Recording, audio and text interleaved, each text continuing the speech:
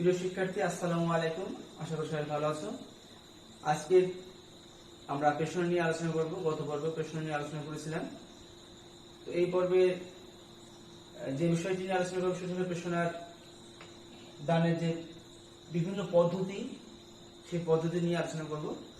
তো এই বিষয় নিয়ে আলোচনা করার আগে একটু পেশন সম্পর্কে আলোচনা করি। পেশন হলো কর্মীদের ভিতরে যে উৎসাহ বা উদ্দীপনা হারিয়ে যায়, সেই উৎসাহ বা উদ্দীপনাকে জাগ্রত করার যে প্রক্রিয়া, এটা হলো পেশনা। সেটা হতে পারে অর্থ দিয়ে বা অর্থের বাইরে, যেটাকে আমরা অনার্থিক বলি। তো দেখি আজকে পেশনাদানের যে বিভিন্ন উপায় বা পদ্ধতি আছে সেগুলোর ভিতরে সেগুলোকে মূলত দুই ভাগে ভাগ করা যায়।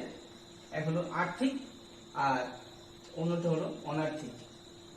আর্থিকের ভিতরে বেশ কিছু ভাগ আছে, যেমন ন্যায্য বেতন, মুনাফার অংশ, বোনাস, আর্থিক নিরাপত্তা, অগ্রিম, বাসস্থান ভাতা, পরিবহন ভাতা, চিকিৎসা ভাতা, পদোন্নতি ও অন্যান্য। আর অনার্থিক পদ্ধতির ভিতরে যেটা আছে, যেগুলো আছে সেটা হলো সুষ্ঠু কর্মপরিবেশ, নিরাপত্তা, আকর্ষণীয় কাজ, উত্তম ব্যবহার, ভালো কাজের প্রশংসা, প্রশিক্ষণ সুবিধা, সুবিচার প্রতিষ্ঠা, শ্রমিক সঙ্গ করার সুযোগ, প্রতিষ্ঠানের সুনাম এবং অন্যান্য প্রণোদনামূলক ব্যবস্থা। তো আমরা সংক্ষিপ্ত সময়ের ভিতরে মূল বিষয়গুলো নিয়ে আলোচনা করব। প্রথমে আর্থিক যে বিষয়গুলো আছে সেগুলো নিয়ে আলোচনা করতে চাই। প্রথম হলো ন্যায্য বেতন। ন্যায্য বেতন শব্দগত অর্থে মহিমা, মাসোয়ারা, পারিশ্রমিক, মজুরি ইত্যাদি বেতন হিসেবে বোঝায়। আসলে ন্যায্য মানে একজন শ্রমিক যে শ্রম দেবে সেই শ্রমের বিপরীতে যে অর্থটা পাওয়া উচিত, এটাকে বলা হয় ন্যায্য বেতন। যদি কোনো প্রতিষ্ঠান কোন শ্রমিকদের ন্যায্য বেতন দেয়, তাহলে কিন্তু সেই প্রতিষ্ঠানের প্রতি শ্রমিকরা খুশি থাকে এবং তারা তাদের সর্বোত্তম দক্ষতা দিয়ে কাজটা করে। তাই পেশনাদানের আর্থিকের ভিতরে ন্যায্য বেতনটা একটা অন্যতম পেশনা। দুই হলো মুনাফার অংশ। আমরা জানি মুনাফা অংশটা শুধুমাত্র মালিকদেরই প্রাপ্য, কারণ তারা যে ইনভেস্ট করে, যে ঝুঁকিটা কিন্তু মালিকরাই বহন করে, তাহলে মুনাফাটাও তারা বহন করবে। এটা হলো নিয়ম। তো এই নিয়ম নীতির বাইরেও কিন্তু আরেকটা জগৎ আছে। যদি মনে করা হয় যে শ্রমিক কর্মীদেরকে যে বেতনটা মানে যে মুনাফাটা হয়, সে মুনাফার একটা অংশ হতে পারে সেটা শতকরা 2% কিংবা 3% কিংবা 5%, এই একটা অংশ যদি শ্রমিকদেরকে মুনাফার অংশ দিয়ে দেওয়া হয়, তাহলে কিন্তু শ্রমিকরা তখন শুধুমাত্র ওই প্রতিষ্ঠানে কর্মচারী ভাববে না, তারা তখন ভাববে যে আমরা এই প্রতিষ্ঠানের সাথে সম্পৃক্ত আছি এবং এর মুনাফা হলে যত মুনাফা বেশি হবে তার একটা অংশ আমরা পাবো। তারা তখন বেশি আন্তরিক হয় এবং ওই প্রতিষ্ঠানের প্রতি নিবেদিত থাকে। তো এই মুনাফার অংশটাও পেশনাদারের আর্থিক প্রণোদনার ভিতরে অন্যতম। এখানে মনে করা হতে পারে যে যদি মুনাফার অংশ দিয়ে দেওয়া হয় তাহলে তো প্রতিষ্ঠান ক্ষতিগ্রস্ত হতে পারে। এটা ভুল ধারণা। যখন শ্রমিক সে মুনাফার অংশ পাবে, তখন কিন্তু সে আরো বেশি পরিশ্রম করবে ওই প্রতিষ্ঠানকে এগিয়ে নিয়ে যাওয়ার জন্য। তিন হলো বোনাস। বোনাস প্রত্যাশার সাথে যুক্ত হয় এমন কোন প্রাপ্তিকে বোনাস বলে। প্রত্যাশার সাথে যুক্ত হওয়া বলতে ব্যবসায়ের ক্ষেত্রে বোনাস হলো শ্রমিক কর্মীদের প্রদত্ত এমন কোন বাড়তি অর্থ বা মজুরি বা বেতনের অতিরিক্ত হিসাব, যেটাকে আমরা বোনাস বলতে পারি। আসলে বোনাস বেতনের অংশ না, এটা বেতন ছাড়া একটা বাড়তি অংশ। এই বাড়তি অংশ যখন দেওয়া হয়, মূল বেতনের সমপরিমাণ অর্থ প্রদান করা হয়, তখন কর্মীরা কিন্তু ওই প্রতিষ্ঠানের প্রতি খুব আস্থাশীল হয়। আর এই বোনাস যখন দেওয়া হয় তখন তারা কাজের প্রতি বেশি উৎসাহিত হয়। আর এই বোনাসটা সাধারণত বিভিন্ন পর্বে দেওয়া হয়, যেমন মুসলমানদের জন্য ঈদ উল ফিতর বা ঈদ উল আজহা, আর হিন্দুদের জন্য তাদের যে পূজাগুলো আছে, দুর্গা পূজা হতে পারে বা অন্য কোনো পূজার সময় দিয়ে দেওয়া হয়। এছাড়া সর্বসাধারণের জন্য নববর্ষ ভাতা বলে একটা বিষয় আছে, এটা হলো বোনাসের মধ্যে পড়ে। এই বিষয়গুলো যখন করা হয়, বোনাসটা যখন দেওয়া হয়, তখন কিন্তু কর্মীদের ভিতরে খুব বেশি প্রেরণা জাগে। এরপরে আছে 4 হলো আর্থিক নিরাপত্তা। এই আর্থিক নিরাপত্তাটা হলো আর্থিক নিরাপত্তা বলতে ভবিষ্যতের জন্য আর্থিক সুরক্ষাকে বোঝায়। একজন কর্মী তার নিয়োগকারী প্রতিষ্ঠান থেকে নিরাপদে অবসরের পর আর্থিক সুরক্ষার প্রত্যাশা করে। এই লক্ষ্যে provident fund, gratuity, pension, group বীমা ইত্যাদি সুযোগে বিভিন্ন প্রতিষ্ঠানে দেওয়া হয়। অর্থাৎ যদি আর্থিক নিরাপত্তাটা ভবিষ্যতের সে একটা আর্থিক নিরাপত্তা বোধ করে, তাহলে সে কিন্তু খুব বেশি ওই প্রতিষ্ঠানের প্রতি আস্থাশীল হয় এবং সে তার সর্বোচ্চ দক্ষতা কাজে লাগিয়ে ওই প্রতিষ্ঠানে শ্রম দেয় এবং প্রতিষ্ঠানকে এগিয়ে নিতে সহায়তা করে। তাহলে এটাকে আমরা বলতে পারি যে পেশার যে আর্থিক বিষয়গুলো আছে তার ভিতরে অন্যতম হলো আর্থিক নিরাপত্তার বিষয়টা। 5 হলো অগ্রিম। অগ্রিমটা হলো ভবিষ্যতের পাওনা থেকে, এই যে আমরা গ্র্যাচুইটি বলি বা পেনশন বলি, এই ভবিষ্যতের পাওনা থেকে কর্মীদের আগে দেওয়া অর্থকে অগ্রিম বলা হয়। আর বর্তমানে আমাদের দেশের মতো দেশে কর্মীদের বিভিন্ন প্রয়োজনে প্রভিডেন্ট ফান্ড থেকে বা কর্মী ভবিষ্যতের পাবে এমন পাওনা থেকে পরবর্তী সময়ে মাসে মাসে কর্তন করে এই শর্তে বিভিন্ন অর্থ দেওয়া হয়। যেমন বাড়ি তৈরি করার জন্য লোন দেওয়া হয়, গাড়ি ক্রয় করার জন্য লোন দেওয়া হয় এবং সেটা প্রতি মাসে সেখান থেকে নির্দিষ্ট পরিমাণ অর্থ বেতন থেকে কেটে নেওয়া হয়। এটাকেই অগ্রিম বলা হয়। 6 হলো বাসস্থান সুবিধা। বাসস্থান সুবিধাটা যদিও আমরা মনে করতে পারি এটা অর্থের সাথে সম্পৃক্ত, কেন মানে কিভাবে? হ্যাঁ, এটা অর্থের সাথে সম্পৃক্ত। যদি বাসস্থান ভাতা বলতে বাড়ি ভাড়া যেটাকে আমরা বলি, মূল বেতনের একটা নির্দিষ্ট পরিমাণের অংশ যদি কোনো প্রতিষ্ঠানের কর্মীদের দেওয়া হয়, তাহলে কিন্তু কর্মীরা খুব বেশি প্রেষিত হয়। কারণ শহর কেন্দ্রিক বা যেখানে থাকা হয় সেখানে তার যদি আর বিশেষ করে শহর কেন্দ্রিক হয়, তাহলে কিন্তু সেখানে ঘর ভাড়াটা অনেক বেশি হয়। তো যদি ঘর ভাড়া বা বাসস্থান ভাতাটা দেওয়া হয়, কিংবা সেখানে কর্মীদের জন্য যদি বাসস্থানের ব্যবস্থা করা হয়, সেটাও শ্রমিকদেরকে উত্তম রূপে প্রেষিত করে। 7 হলো পরিবহন ভাতা। প্রতিদিন শ্রমিকদেরকে তার বাসা থেকে অফিসে যেতে হয়। সে অফিসে যাওয়ার জন্য যদি যে অর্থটার প্রয়োজন হয়, সে অর্থটা বা সেই খরচটা যদি প্রতিষ্ঠান বহন করে, তাহলে সেই যে ভাতাটা দেওয়া হয় সেটা হলো পরিবহন ভাতা। তো পরিবহন ভাতা না দিয়ে যদি কর্মীদেরকে বাসা থেকে নিয়ে যে প্রতিষ্ঠান পর্যন্ত বা কারখানা পর্যন্ত নিয়ে যায়, আবার সেখান থেকে রেখে যায়, এই ব্যবস্থাটা হয়, সেটাও কিন্তু একই বিষয়ের মধ্যে পড়ে যায় এবং সেটাও কর্মীদের মানসিক প্রশান্তি এনে দেয় এবং তারা খুব ভালোভাবে প্রতিষ্ঠানের প্রতি আস্থাশীল এবং কাজ করে। এটা একটা অন্যতম আর্থিক প্রেরণা। তারপরে 8 হলো চিকিৎসা ভাতা। মানুষের যে মৌলিক চাহিদা আছে এর ভিতরে অন্যতম কিন্তু চিকিৎসা।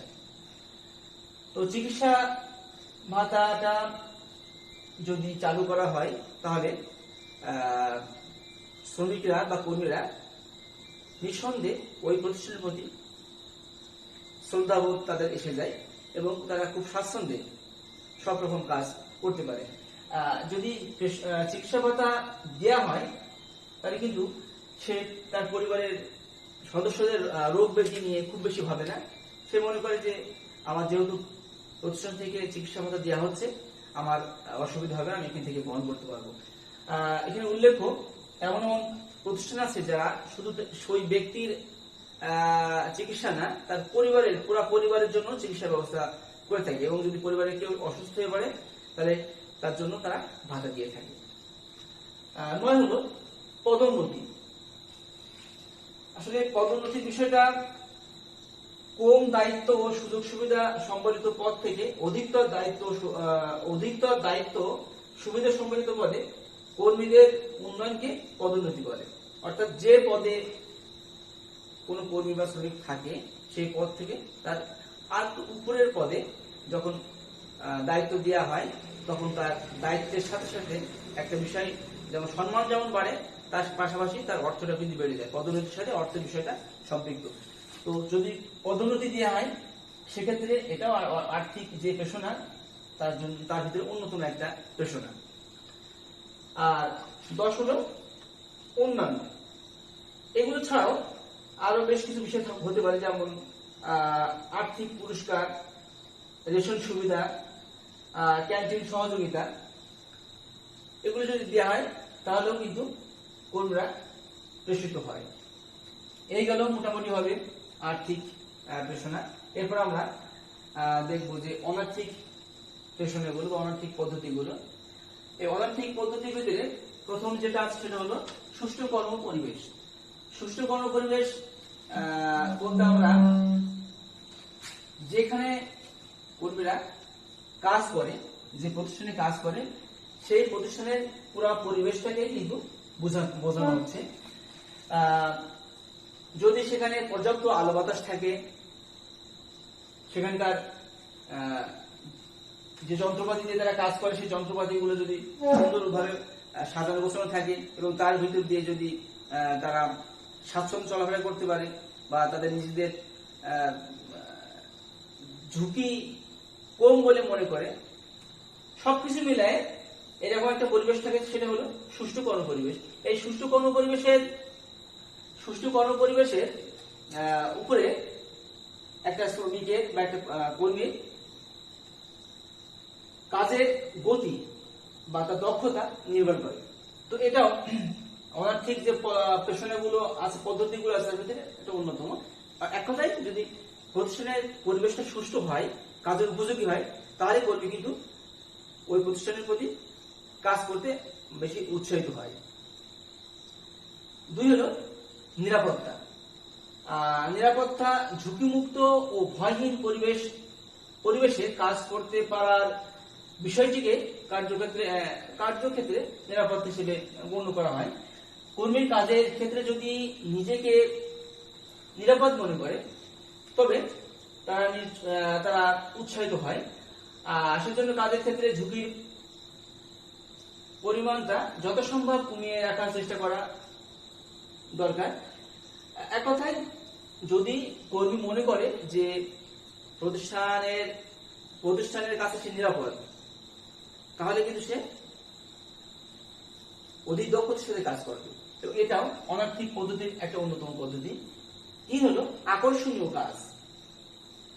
এই আকর্ষণীয় কাজটা হলো আসলে কর্মীকে এমন কাজ দিতে হবে, অর্থাৎ যে কর্মী যে কাজ করতে পছন্দ করে, কর্মী নির্বাচনের ক্ষেত্রে ঠিক সেই ধরনের বিষয়গুলো খেয়াল রেখে কর্মী নির্বাচন করতে হবে। অর্থাৎ যে কাজ করতে আগ্রহী বা উৎসাহিত তাকে দিয়ে ঠিক সেই কাজ করাতে হবে। তাহলে কিন্তু তার কাছে কাজটা আকর্ষণীয় হবে এবং সেই কাজটা কাজ মনে করবে না, সেটা নিজেদের অন্য বিনোদনের একটা বিষয় মনে করে কাজ করবে। এটাও একটা অন্যতম অনার্থিক পদ্ধতি। 4 হলো উত্তম ব্যবহার। আমরা সবাই জানি যদি কারোর সাথে ভালো ব্যবহার করা হয় তাহলে তার কাছ থেকে ভালো কিছু প্রত্যাশা করা যায়।